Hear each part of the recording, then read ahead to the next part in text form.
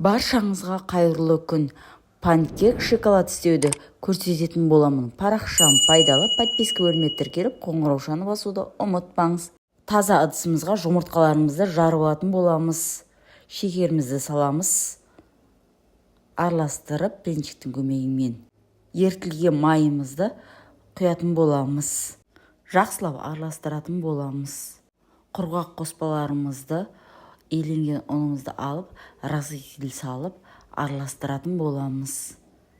Жақсылап араластырып болғаннан кейін жұмыртқамызды алып, жайлап жылы сүтімізді құятын боламыз. Әбден араластырып, құрғақ ингредиенттерімізді бөліп құятын боламыз. Мен 2 бөліп құйдым. Бірінші құюым, әбден араластырып болған соң, екіншісін де салдым.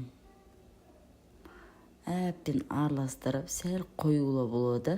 Блинчикке қарағанда қызып тұрған табада май салмай, құрғақ ыдысымызда панкектерімізді пісіріп алатын боламыз. Ортасына шоколадтарды бөліп салдым, бетін жауып, мындай көбікше пайда болған кезде екінші бетін аударатын боламыз. Бірінші бетіне қарағанда екінші беті тез пісіп қалады. Тәрелкелерімізге апаратын боламыз. Екінші рет тағы көрсетейін. Парақшам пайдалы, подписка бөліміне тіркеліп, қоңыраушаны басуды ұмытпаңыз. Каналымда көптеген видеолар бар. Қазақша каналымның дамуына өз үлестеріңізді қосыңыздар. Осындай әдемі панкекті керемет болып шығады. Екінші бетін ауыстырамыз. Бұл оригинал рецепттер. Мен Қазақстан шоколадын қолдандым. Альбиниді қолдансаңыздар болады, қалауларыңызға қарап. Қараңыздар, осындай болып шығады. Іші әдем болып. Таңғы асқа отбасыларыңызға дайындап берсеңіздер болады. Керемет панкектер. Осы рецепт маған өте қатты ұнайды. Жеңге де жеңіл. Қараңыздар, былқылдап тұр.